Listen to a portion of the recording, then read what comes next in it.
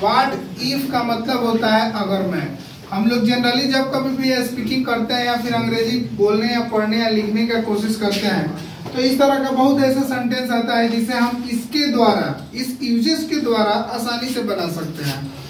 होता क्या है कि लोग बोलते हैं अगर मैं गिर जाता तो, अगर इस तरह का सेंटेंस आता है कि अगर मैं गिर जाता, अगर मैं फेल हो जाता, अगर मैं पकड़ा जाता तो, या फिर अगर तुम्हारा एक्सीडेंट हो जाता तो, अगर वो मुझे देख लेता तो,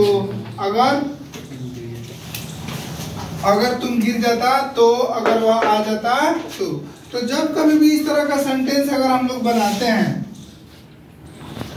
तो एक चीज हमें ये ध्यान देना होता है कि सबसे पहले हमको व्हाट इफ लिख देना होता है। व्हाट इफ हम यहाँ दो रूल लिखे हुए हैं, एक लिखे हैं व्हाट इफ प्लस सेंटेंस और फिर लिखे हैं what if plus subject plus head plus verb three plus object. देखो जनरली इस तरह का सेंटेंस जो भी आता है ना उसमें हम लोग हेड का प्रयोग करते हैं हेल्पिंग वर्ब के रूप में, और वर्ब का थ्री। यहाँ हम ऑब्जेक्ट इसलिए लिख दिए कि बाय द वे अगर किसी सेंटेंस में ऑब्जेक्ट हो तो आपको कंफ्यूजन नहीं होगा।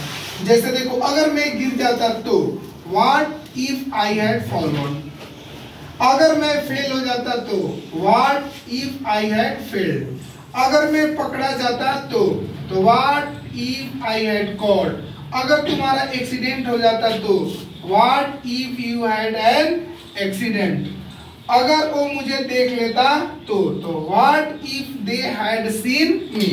तो देखो यहाँ जनरली आप जब कभी भी इस तरह के सेंटेंस को इंग्लिश में कन्वर्ट करोगे तो इंग्लिश में कन्वर्ट करते हुए बस एक चीज को ध्यान देना है कि हमें सबसे पहले उस ट्रांसलेशन को स्टार्ट करना है व्हाट इफ से। किससे?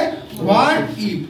व्हाट इफ का मतलब होता है अगर मैं, व्हाट इफ, और मैं लिखा हुआ है तो आई लगा दो, तुम्हारा लिखा है तो यू लगा दो। बस हम ऐसे जनरली ये समझने के लिए अगर मैं लिख दिया, क्या लिख दिया?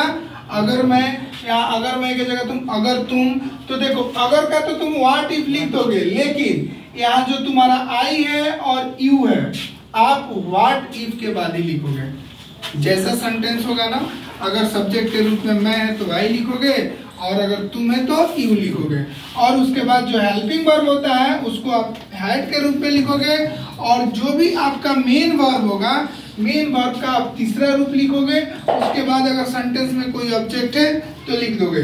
जैसे यहाँ ऑब्जेक्ट मी था, क्या था? मी। अगर वो मुझे देख लेता तो ये तो सब्जेक्ट हो गया ना ओ, और यहाँ देख लेना क्या हो जाएगा? वर्ब, और मुझे क्या हो जाएगा? ऑब्जेक्ट। तो सबसे पहले हम क्या किए जी, सेंटेंस में लिख दिया व्हाट इफ, क्या? What if. उसके बाद मेरा सब्जेक्ट का है ओ, तो सब्जेक्ट ओ का मतलब क्या होता है? दे। क्या होता है? दे। तो व्हाट इफ दे, और उसके बाद हम हेल्पिंग वर्ब के रूप में मुझे क्या यूज करना है? हैड। तो what if they had, verb में मेरा देख लेना, तो देखना का सी होता है, और सी का तीसरा रूप होता है सीन। तो what if they had seen. उसके बाद जो मेरा ऑब्जेक्ट हम क्या लिख देंगे? मी। अगर हम यहाँ चाहें तो टू प्रीपोजिशन का भी यूज कर सकते हैं, करेंगे तो भी ठीक है, नहीं करेंगे तो भी ठीक है।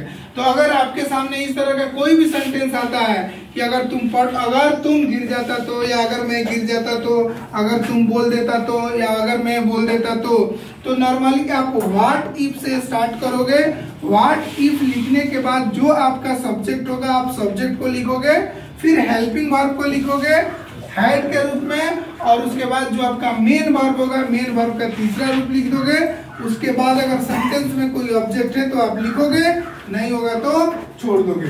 अगर तुम गिर जाता तो देखो what if you had fallen, अगर वह आ जाता तो what if he had come. यानी कि आपके माइंड में ये सेट होना चाहिए कि अगर से रिलेटेड अगर कोई भी सेंटेंस आता है, अगर मैं या तुम मिल जाते, गिर जाते, आ जाते, चले जाते, हंसते या नहीं हंसते, जो भी हो, तो आप उस सेंटेंस को स्टार्ट करोगे व्हाट इफ से।